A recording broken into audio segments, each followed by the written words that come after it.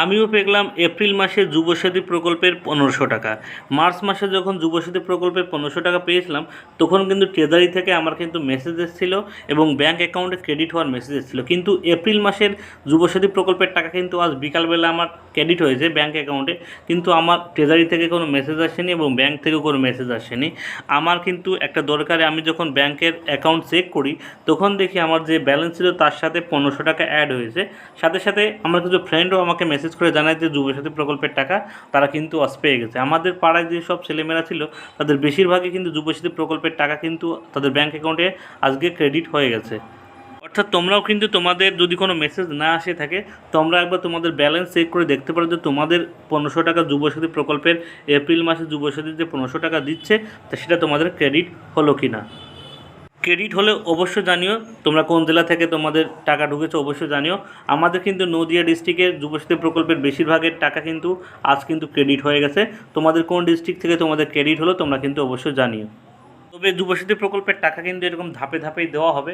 আমি কিন্তু মার্চ মাসের টাকা পেয়েছিলাম, আমার মনে আছে 19 তারিখে, নাকি 19 তারিখে বা 18 তারিখে এরকম পেয়েছিলাম। কিন্তু আজকে 9 তারিখ, আজ কিন্তু যুবসাথী প্রকল্পের টাকা পেলাম। তো তোমরাও যারা এখনও পাওনি তারাও কিন্তু 2-1 দিনের মধ্যে যুবসাথী প্রকল্পের যে 1500 টাকা সেটা কিন্তু তোমরা অবশ্যই পেয়ে যাবে, ঠিক আছে?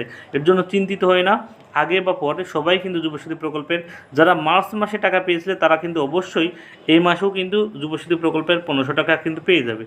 আর যারা মেসেজ পেয়েছিলে কিন্তু কোনো টাকা পাওনি, তারাও আশা করি এই মাসে কিন্তু যুবসাথী প্রকল্পের টাকা পেয়ে যাবে।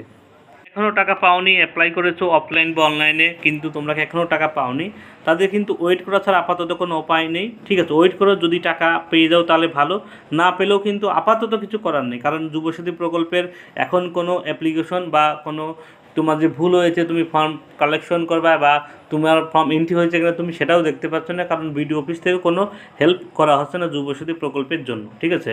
অতএব তোমরা যদি টাকা নাও পেয়ে থাকো তাহলে কিছু করার নেই, শুধুমাত্র ওয়েট করা ছাড়া, ঠিক আছে? যারা টাকা পাওনি তারা অবশ্যই ওয়েট করো। কিন্তু মার্চ মাসে যারা টাকা পেয়েছিল তারা কিন্তু সবাই টাকা পাবে। নতুন ছেলেমেয়েরা যারা টাকা পাওনি তাদের টাকাটা আশা করি পেয়ে যাবে, ঠিক আছে? আশা করি পেয়ে যাবে। এখন ওয়েট করা ছাড়া কোনো উপায় নেই, দেখো ওয়েট করো।